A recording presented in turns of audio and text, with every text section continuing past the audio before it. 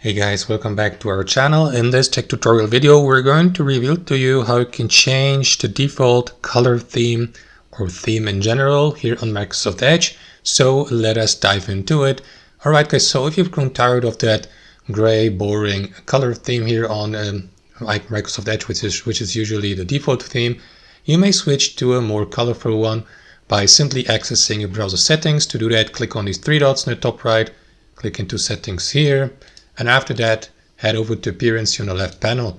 So here at the top of your appearance settings, guys, you may switch between a light or dark or system, overall appearance, or you may go with one of these colored themes below. Like for example, switch from the standard default one to this one, or to that one, to this one, or switch to light and combine both. So as you can see, it looks pretty different now. You may also use that color picker here and, for example, adjust a custom theme, like, I don't know, for example, that one here.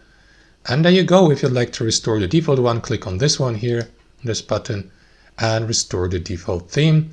We also switch back to dark. And there you go. That's how you do it, guys. Thanks for watching. Hope you enjoyed this video, got some value from it, and we'll catch you later.